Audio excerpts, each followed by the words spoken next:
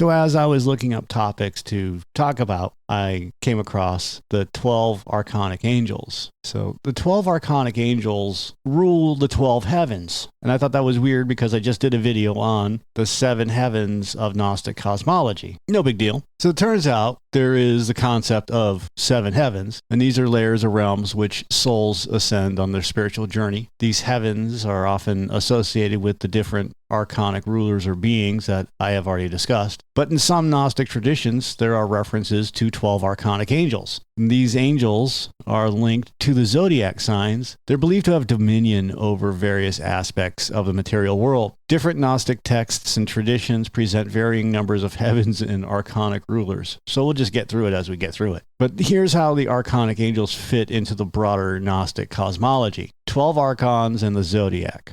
Some Gnostic traditions connect the 12 Archonic Angels to the 12 signs of the Zodiac, and each Archon governs a specific sign and is associated with the material and astrological influences tied to that sign. Gnostic teachings were not uniform, and different sects had different interpretations of the number of heavens and rulers. Some described 7, while others extended the concept to 12, corresponding to the Zodiac. The 12 Archonic Angels are often seen as guardians of the material realm, enforcing the limitations and boundaries of the physical world. They are sometimes depicted as obstacles to spiritual enlightenment, keeping souls trapped within the material plane. So, while the 7 heavens are prominently known in Gnostic cosmology, the 12 Archonic Angels reflect another layer of Gnostic belief that ties the Archons to the Zodiac, which emphasizes the complexity and diversity within Gnostic tradition. So, the existence of the 12 angels does not contradict the 7 heavens. It just adds another layer of the spiritual universe. Okie dokie. The Archonic Angels are celestial beings that connect to the 12 signs of the Zodiac, as I just talked about. They play a major role in governing the material world. Each angel is believed to have control over certain aspects of existence, making them powerful entities in this belief system. The angels are often seen as preventing souls from reaching spiritual enlightenment. They maintain the material world's order, but their influence can also trap souls, keeping them from achieving higher spiritual states. Their roles and attributes are significant and examined in many Gnostic texts. To understand their impact, we're going to break down who these 12 Archonic Angels are, what they govern, and how each one is linked to a different sign. We'll go through their names, their realms of control, and how they interact with our world. Athoth. He's also known as Athoth Abel. He's closely tied to the first heaven and is connected with the zodiac sign of Aries.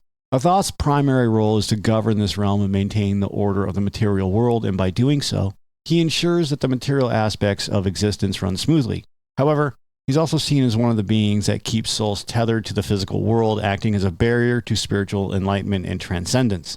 Athoth's influence is pivotal in the Gnostic belief system, shaping both the cosmic order and human experience. Harmas oversees the second heaven and is linked with the sign of Taurus. This angel's role involves managing aspects connected to the physical world. Taurus represents stability and material security, which Harmas influences.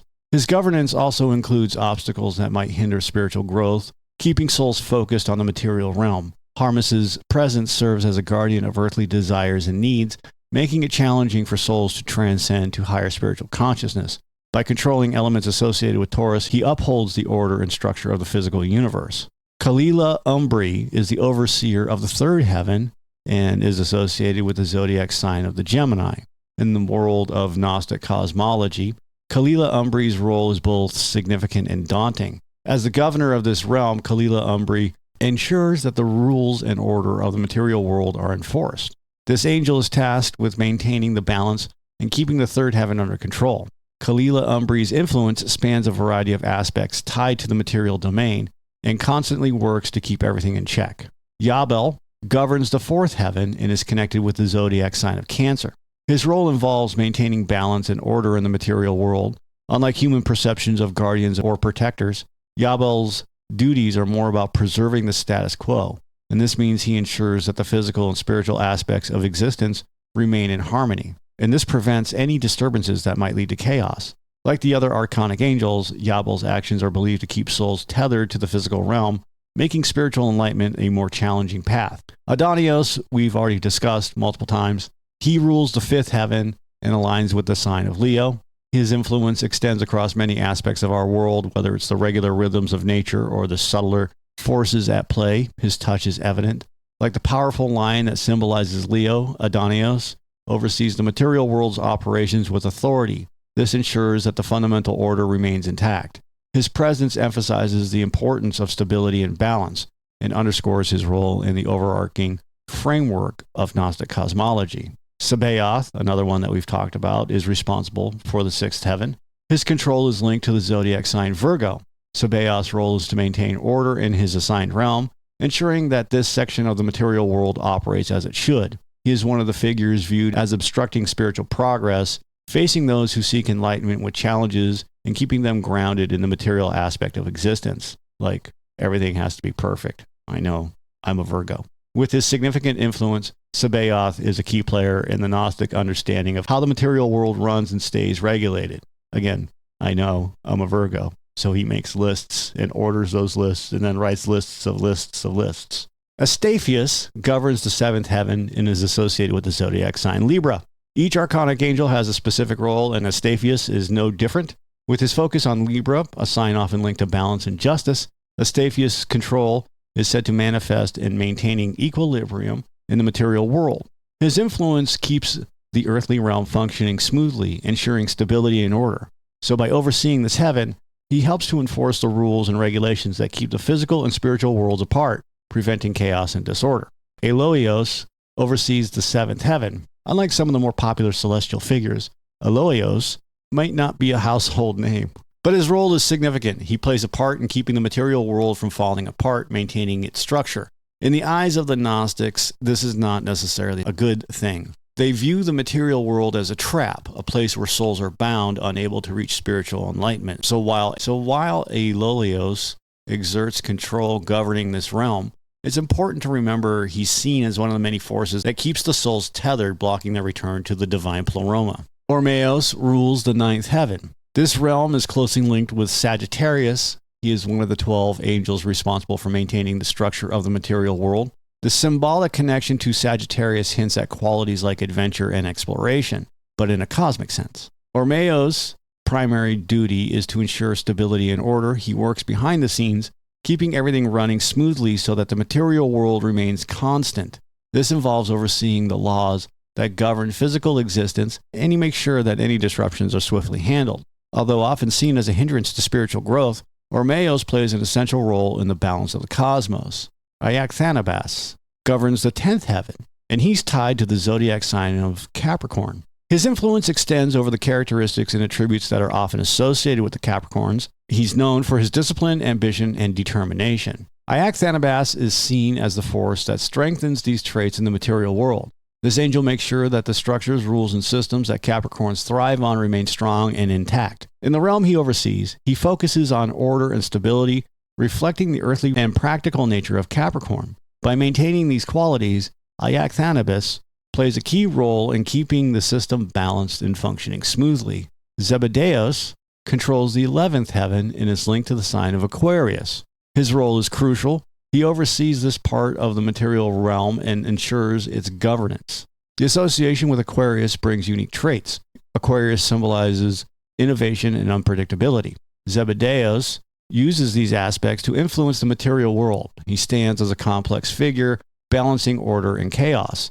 Like the other archons, his actions impact our spiritual journey. Sometimes he is seen as an obstacle to enlightenment. By understanding his role, we gain insight into the mysteries of Gnostic belief. Belias is the overseer of the 12th heaven. He's associated with the sign of Pisces. Like the other angels, his job is to maintain order and structure, and Belias is often seen as a gatekeeper, ensuring that the physical world continues to function as intended.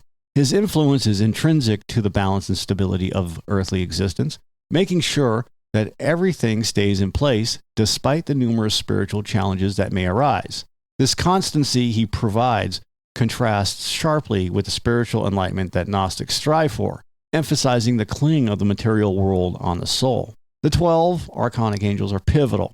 Each one governs a heaven and is tied to a zodiac sign. Athoth, related to Aries, Harmus, with Taurus, Kalila Umbri and the Gemini, Yabel, with Cancer, Adonios, with Leo, Sabaoth, with Virgo, Astaphius, related to Libra. Aioloeos is associated with Scorpio. Ormeos is linked with Sagittarius. Iacthanabus controls the 10th heaven, associated with Capricorn. And Zebedeos manages the 11th heaven. Belias looks after the 12th heaven. Think about how these beliefs shape our understanding of the world. Are there modern ideas that echo these ancient teachings? Consider how often we look to the stars for answers. Astrology, horoscopes, and even the fascination with the Zodiac remain strong today.